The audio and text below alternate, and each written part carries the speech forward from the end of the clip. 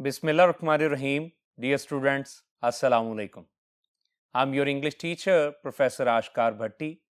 Ernest Hemingway says, it is silly not to hope. उम्मीद ना करना हमाकत है. उम्मीद करते रहना चाहिए क्योंकि उम्मीद पर ही दुनिया कायम है. So dear students, in our this lecture, we are going to start our lesson number 3 from book 1. Book 1, as you know, contains 15 stories. So lesson number 3 is a third short story. So it is Dark Devar and Golden Eyed. So move to the whiteboard. First of all, we will discuss some of the important points and then we will start the text of the story. So move to the whiteboard. Dear students, as I have told you that we are going to start lesson number 3. Lesson number 3 is a short story. Dark they were and golden eyed. काली रंगत वाले थे वो और सुनहरी आंखों वाले. अब ये कौन थे ये जानेंगे पढ़ते हुए. लेकिन ये जो स्टोरी है डार्क देवर एंड गोल्डन आइड, ये रिटन बाय रे ब्रैडबरी है. रे Bradbury American famous fiction writer है. आइए देखते हैं इस स्टोरी के बारे में कि इस स्टोरी में क्या कुछ है. Important characters. First of all, we are going to discuss important character. So Beatring family जो है ये हमारे पास important characters हैं. Beatring family में कौन कौन है? So Harry Beatring जो है वो पहला character है. वो father है इन बच्चों का, husband है इस wife का. कोरा उसकी बीवी का नाम है, his wife. Dan उसका बेटा है. लॉरा उसकी बेटी है एंड डेविड उसका छोटा बेटा है.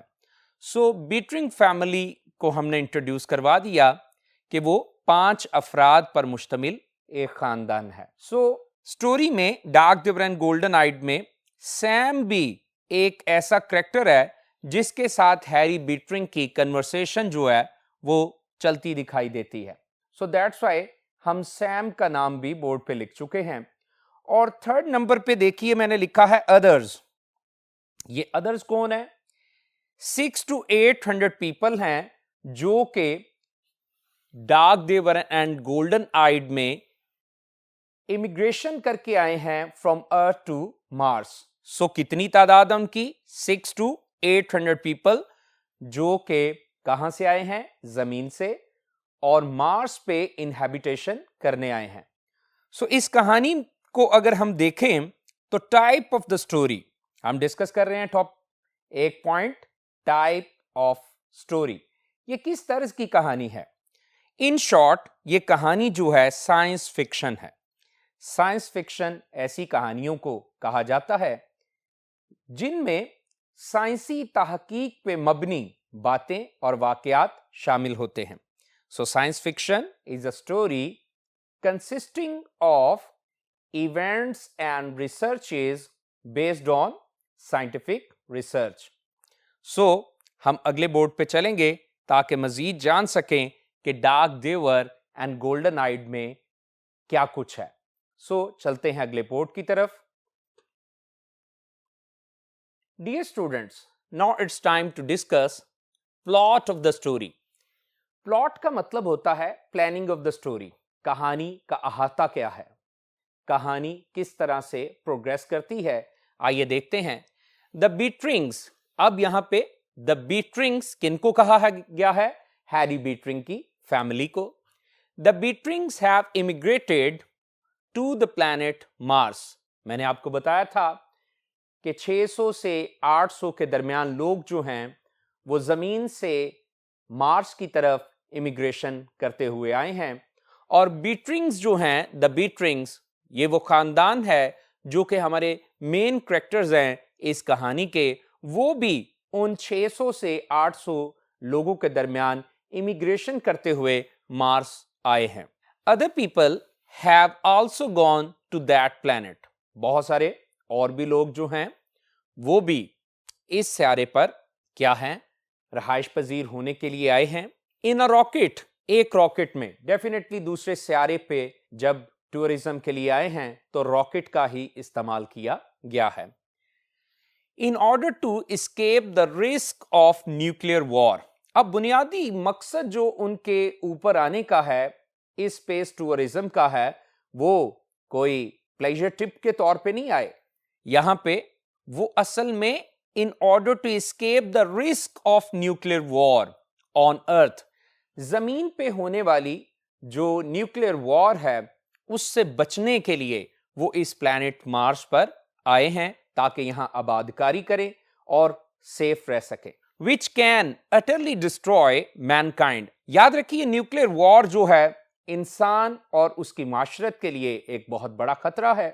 इंसान अपने हाथों से ही न्यूक्लियर वेपन्स बनाता जा रहा है और अपनी ही तबाही का इंतजाम खुद करता जा रहा है। तो याद रखिए न्यूक्लियर वॉर जो है on earth which can utterly completely destroy Mankind, ये पूरे तौर पे इंसानियत को तबाह बर्बाद कर सकती है।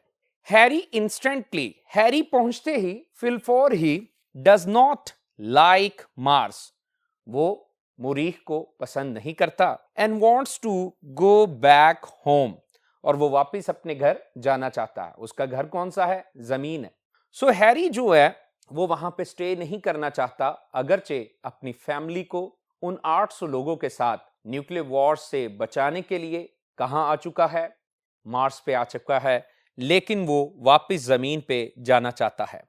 ही नोटिसेस, वो देखता है, वो ऑब्जर्व करता है, चेंजेस, तब्दीलियों को, इन देयर फूड, अपनी खुराक में, एन अपीयरेंस, और अपनी शक्लो शबाहत में, अपने हाल और हुलिये में वो तब्दीलियां देखता है। Due to something mysterious, due to something mysterious in the climate, क्योंकि आबो हवा में वहां कुछ पुरअसरार सा है। पुरअसरार सा क्या है? कुछ बातें मैं जानबूझ के इंट्रोडक्शन में बयान नहीं कर रहा ताकि स्टोरी का जो सस्पेंस है और उसका इंटरेस्ट जो है वो कायम रहे। सो फिजा में, आबो हवा में कुछ ऐसा है पुरअसरार सा जो कि उनकी खुराक, उनकी काश्तकारी की गई चीजों में और उनकी के सारी शबाहत और उनकी शक्ल में तब्दीलियां लाता जा रहा है। और वहां का क्लाइमेट स्फीयर है और वहां के जो रहना सहना है बड़ा मुश्किल है। तो हैरी बीटरिंग जो है मार्स पे रहना नहीं चाहता, वो वापस जमीन पे जाना चाहता है। सो क्या होता है ये तो हम पढ़ेंगे ड्यूरिंग टेक्स्ट रीडिंग, लेकिन अभी एक और बात जो कि थीम है वो डिस्कस करेंगे। थीम ऑफ द स्टोरी क्या है? आइए पढ़ते हैं। थ्रू आउट द स्टोरी, कहानी के शुरू से आखिर तक सारी की सारी कहानी में the identity of the immigrants, वहां महाजरीन जो हैं, जो हिजरत करके आए हैं, जो क़याम करने आए हैं, उन लोगों की जो शनाख्त है, आइडेंटिटी, शनाख्त, इज कॉन्स्टेंटली चेंजिंग, वो मुसलसल बदलती जा रही है। मैंने आपको पहले ही बताया है कि हैरी जो है उन चेंजेस के बारे में परेशान था। सो उनकी आइडेंटिटी जो है वो बदलती जा रही है। दे फील अनईज, वो वहां पे बेचैनी, इस्तराब और घबराहट, परेशानी महसूस करते हैं। दो ट्राई टू सी कंफर्ट, अगरचे वो वहां पे मुख्तलिफ सरगर्मियों में मसरूफ रहकर आसाइश और आराम को तलाश करने की कोशिश करते हैं। अब आसाइश और आराम की कोशिश में तो वो लगे हुए हैं, लेकिन वो फील क्या करते हैं? Unease there. हैंस, इस तरह या इसलिए क्या होता है? हमें क्या समझ आता है? वी गेट द आइडिया, हमें ये ख्याल मिलता है, मरकजी ख्याल हमें क्या मिलता है? लेसन क्या मिलता है? That the earth is the suitable abode, earth जो है वो एक मौजू और मुनासिब रहायशगाह है।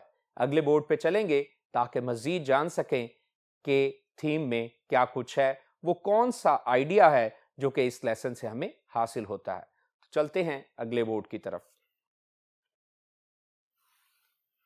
जी dear students, earth is the only suitable abode for earthly people, जमीनी लोगों के लिए जमीन ही वाहिद मौजू और मुनासिब रहायशगाह है, जगह है।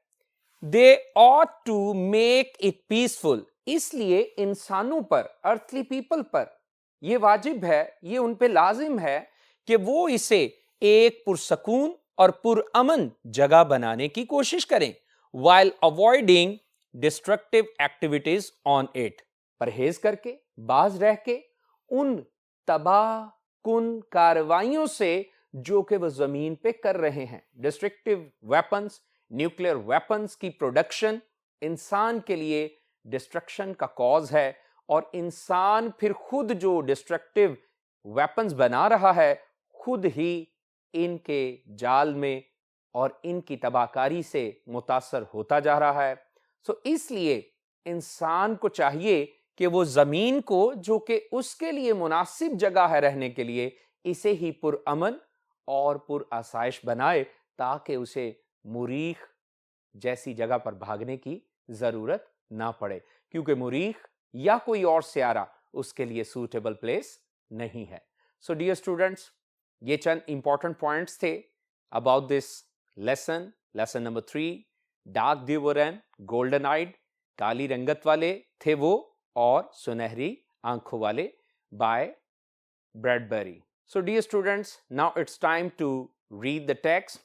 सो move to the other board to discuss, to start our text.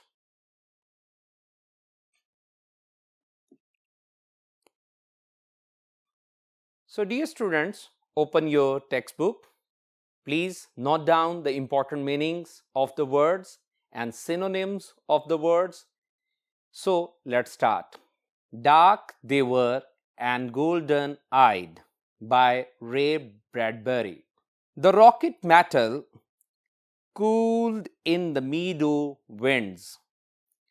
Rocket metal, rocket की धात, कूल्ड ठंडी हो गई, ठंडी पड़ गई, मीडो विंड्स चरागाहों की या चरागाह की हवाओं में।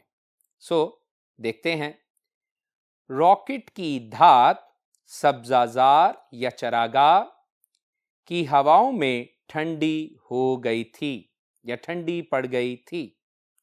इट्स लिड का मतलब ढक्कन, gave a bulging pop, irregular sound, धमाकादार, explosive sound, धमाकेदार तेज आवाज। Its lid gave a bulging pop, इसके ढक्कन ने धमाकेदार तेज आवाज पैदा की। From its clock interior, अंदरूनी हिस्सा, clock घड़ियालनुमा। From its clock interior stepped a man, इसके घड़ियालनुमा अंदरूनी हिस्से से एक आदमी बाहर निकला।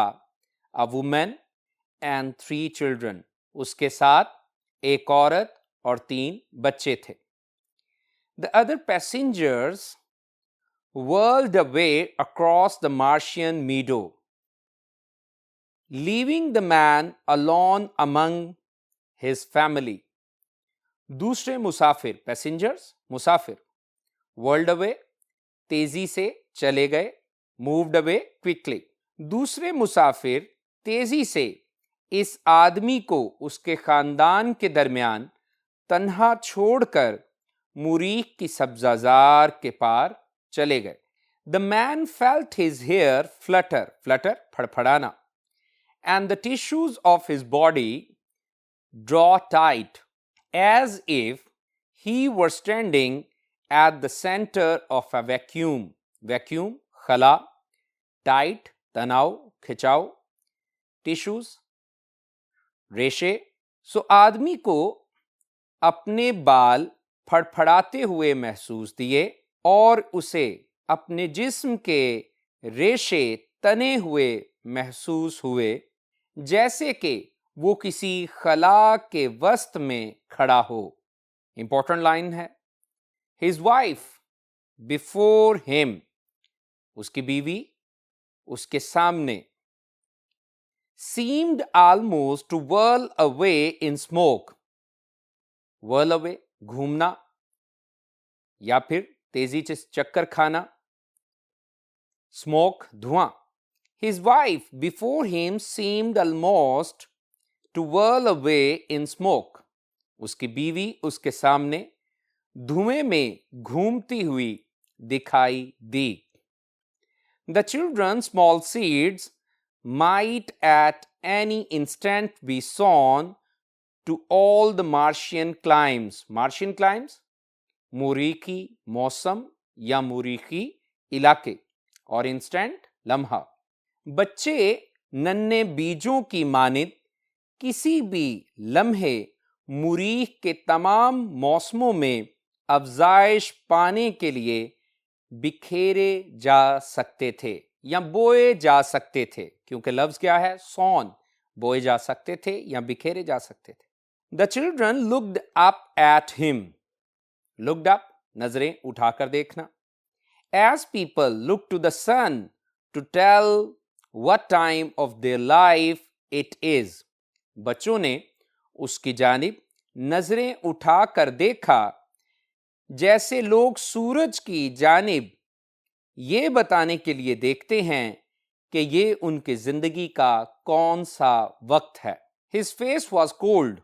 उसका चेहरा जज्बात से आरी था. अब यहां पे आप ये भी कह सकते हैं his face was cold.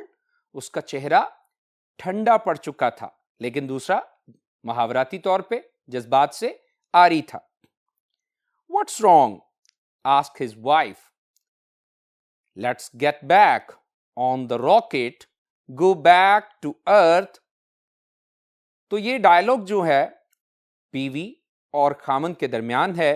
बीवी क्या कहती है? क्या मसला है? उसकी बीवी ने पूछा. तो उसने क्या जवाब दिया? और रॉकेट पर वापस चलते हैं. तो उसने कहा जमीन पर वापस. तो वो बोला यस लिसन. जी हां, गौर से सुनो. The wind blew as if to flake away their identities.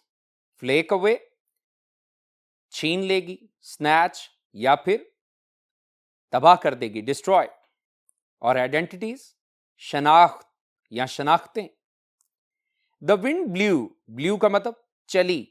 हवा यूं चली जैसे उनकी शनाख्त तबाह कर देगी, जैसे उनकी शनाख्तें बिगाड़ देगी.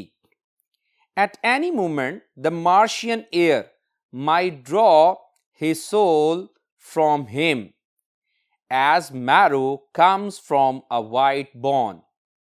किसी भी लम्हे मुरीखी हवा उसकी रूह को ऐसे इससे खींच सकती थी जैसे एक सफेद हड्डी से गूदा बाहर आता है. So dear students, important page था, इंपॉर्टेंट टेक्स्ट थी. अब इसके synonyms, so please draw your special attention to white board. Lid, cover, cap, top. Whirled away, rushed, raced, sped. Sped क्या है? स्पीड की second form. Tissues, muscles, thews, sinews. Vacuum, emptiness, space, vacuity. Instant, moment, second, time. Climes, weather, climate, season. Identity, features, personality, existence. Bulging pop, bang, explosion, blast, flutter, flap, vibrate, quiver, tight, stiff, stretched, hard. Seeds, kernel, pip, germ. Sown, spread, dispersed, flake away, destroy, peel, chip, marrow, gist, core, essence. So move to the next page. He felt submerged in a chemical. Submerged, डूबा हुआ, गरक. He felt submerged in a chemical that could dissolve, तहलील कर देना, his intellect and burn away his past. Intellect, अकल, and burn away, जला देना. तो तर्जुमा क्या है? उसने अपने आप को एक ऐसे कीमियाई मादे में डूबा हुआ महसूस किया जो इसकी अकल को खत्म और उसके माजी को जला सकता था.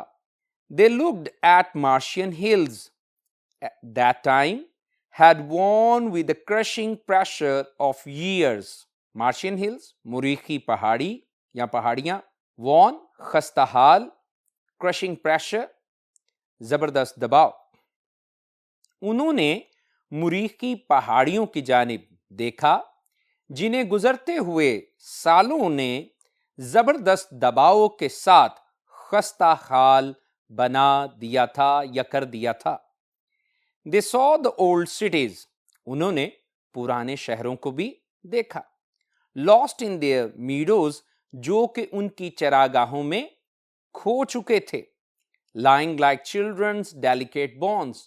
और यूं पड़े थे गोया के जैसे बच्चों की नर्म नाजुक हड्डियां हों. Among the blowing lakes, लहलहाती हुई झीलों में, of grass, घास की. सो दोबारा मुहावराती तौर पे सुनिए. उन्होंने अपने पुराने शहर देखे जो अपनी ही सब्जाजारों में गुम हो चुके थे. वो इस हालत में मौजूद थे जैसे बच्चों के नर्म नाजुक जिस्म यानी हड्डियां घास की लहलहाती झीलों में या झीलों के दरमियान पड़ी हों. Chin up, Harry. Chin up, idiom है, तो क्या करो? बहादुर बनो. Chin up, Harry, said his wife. डरो नहीं, बहादुर बनो हैरी, उसकी बीवी ने कहा. It's too late. काफी देर हो गई है. We have come over 60 million miles. Underline कीजिए. हम 60 मिलियन मील की मुसाफत तय करके आ चुके हैं. The children with their yellow hair hollered, shouted, cried, yelled. At the deep dome of Martian sky. Deep dome, दूर तक फैली हुई मेहराब नुमा, Martian sky, मुरीखी आसमान. सो तर्जुमा क्या बनेगा? पीले रंग के या सुनहरे रंग के बालों वाले बच्चे मुरीखी आसमान की दूर तक फैली हुई मेहराब की तरफ जोर से चीख रहे थे या पुकार रहे थे. There was no answer but the racing hiss. Racing, चलती हुई हवा या लहलहाती हुई हवा की सरसराहट. हिस का मतलब हिस साउंड, सरसराती हुई आवाज. There was no answer but the racing hiss of wind through the stiff grass. Stiff, तनी हुई, सख्त. सख्त और बेलचक घास में से गुजरती हुई तेज फुंकारती हुई आवाज के सिवा कोई जवाब ना मिला. He picked up the luggage in his cold hands. उसने अपने सर्द हाथों के साथ सामान उठाया. लगेज, सामान. Here we go, he said. चलो हम चलते हैं, उसने कहा. A man standing on the edge of a sea, ready to wade in. Wade in का मतलब होता है मुश्किल से पानी में चलना. And be drowned. तो क्या लिखा है? तर्जुमे को जरा गौर से सुनिए. जब उसने कहा चलो हम चलते हैं, उसने कहा तो क्या है? आगे लिखा, एक ऐसे आदमी की तरह जो एक समुंदर के किनारे खड़ा हो और इसमें मुश्किल से धंस कर चलने और डूब जाने के लिए तैयार हो. They walked into town. वो चलते चलते कस्बे में दाखिल हो गए. Their names were Bittering. उनका इंट्रोडक्शन आ गया. Harry and his wife Cora, Dan, Laura and David. ये मैं पहले बता चुका. They built a small white cottage and ate good breakfast there. उन्होंने एक छोटी सी सफेद झोंपड़ी बनाई और वहां बहुत अच्छा खाते पीते या बहुत अच्छा नाश्ता किया. बहुत अच्छा नाश्ता किया. But the fear was never gone, लेकिन उनका खौफ कभी भी रुखसत ना हुआ. It lay with Mr. Beatring and Mrs. Beatring, a third unbidden partner. Unbidden, uninvited. Partner, companion, fellow. At every midnight talk, at every dawn awakening. Dawn, सुबह सवेरे, awakening, जागते ही, बेदार होते ही. ये बिल्कुल एक बिन बुलाए साथी की तरह, हमराही की तरह, हर आधी रात की गुफ्तगू में और सुबह सवेरे जागने पर मिस्टर और मिसेस बीटरिंग के साथ होता था या रहता था. So dear students, now it's time to discuss synonyms. So pay attention to white board. Submerged, dipped, sunk, plunged, intellect, intelligence, wisdom, judgment, pressure, weight, force, load, blowing, moving, sweeping, driving, hollered, shouted, cried, called, hiss, whistle, buzz, whiz, unbidden, uninvited, unasked, dissolve, diffuse, disappear, vanish, worn, shattered, destroyed, crushed, delicate, fine, elegant, fragile, chin up, audacious, confident, racing, strong, roaring, blasting, wade, paddle, wallow, dabble. Got it? So move to the next text. I feel like a salt crystal, he said. Important lines हैं for punctuation. In a mountain stream being washed away. मैं अपने आप को कैसे महसूस करता हूं? Salt crystal, नमक की एक कलम की तरह महसूस करता हूं, जो कि क्या हो रही है? In a mountain stream being washed up, जो कि पहाड़ी नदी में घुलती जा रही है. Washed up, बहती जा रही है या घुलती जा रही है. We don't belong here, हमारा यहां से ताल्लुक नहीं है. We are earth people, हम जमीनी लोग हैं. This is Mars, और ये मुरीख है. It was meant for the Martian, और ये मुरीखियों के लिए ही बनाई गई थी.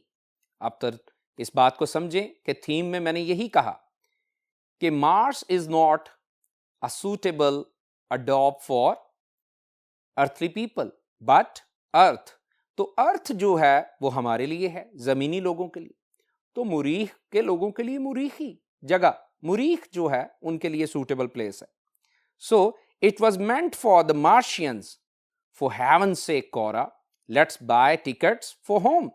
ये सब मुरीखों के लिए, मुरीखियों के लिए बनाया गया था. खुदा के लिए कोरा, घर जाने के लिए टिकटें खरीदे. But she only shook her head, लेकिन उसने सिर्फ नफी में अपना सर हिलाया. One day the atom bomb will fix the earth.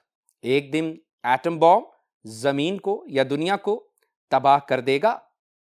Then we will be safe here, फिर हम यहां महफूज होंगे.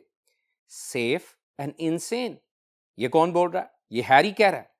क्या होंगे? सेफ एंड इनसेन, महफूज तो होंगे लेकिन पागल हो चुके होंगे. नॉनसेंस.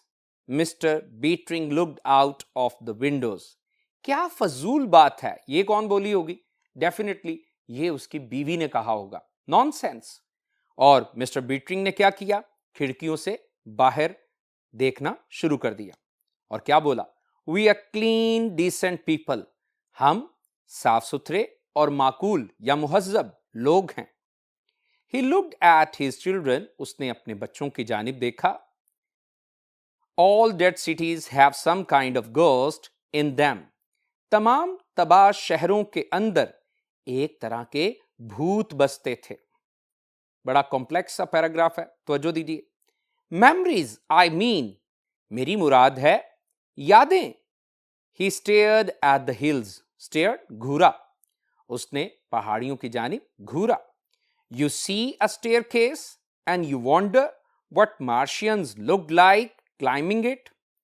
तुम एक जीना सीढ़ी देखते हो और हैरानी से सोचते हो कि मुरीखी लोग इस पर चढ़ते कैसे दिखाई देते होंगे. You see Martian paintings, मुसव्वरी फन पारे, and you wonder what the painter was like. तुम मुरीखी तस्वीर देखते हो और हैरान होते हो कि उनका मुसव्वर किस तरह का था. You make a little ghost in your mind, a memory. तुम अपने जहन में एक भूत सा बना लेते हो जो कि एक याद है. It's quite natural. Imagination. ये एक फितरी बात है. तसव्वुर या तसव्वुरात. He stopped. वो बात करते करते रुक गया. So dear students, समझ आ रही है? तो आगे चंद लाइनें और पढ़ेंगे. You haven't been prowling up in those rooms, have you?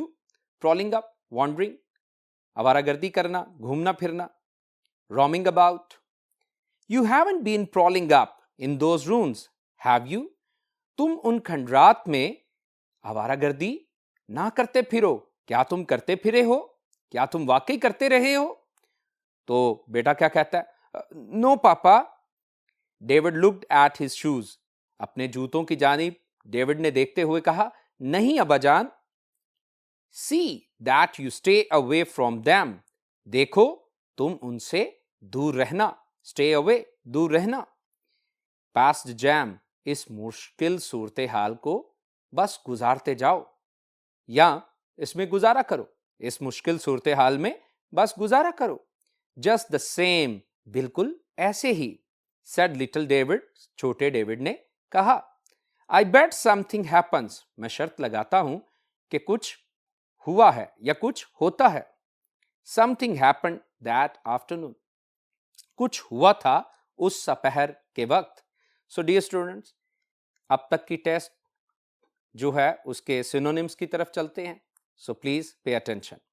Stream, brook, rill, freshet, fix, destroy, finish, nonsense, rubbish, trash, silly, ghost, spirit, remembrance, spectre, wonder, amaze, astonish, surprise, prowl, roam, rove, wonder, washed away, atomized, decomposed, disband, insane, mad, crazy, deranged, decent, civil, kind, worthy, stared, gazed, gabbed, looked, imagination, fantasy, perception, impression, jam, trouble, difficulty, misfortune. So this is the end of our today's lesson. In our coming lecture, we will be discussing the rest of the things.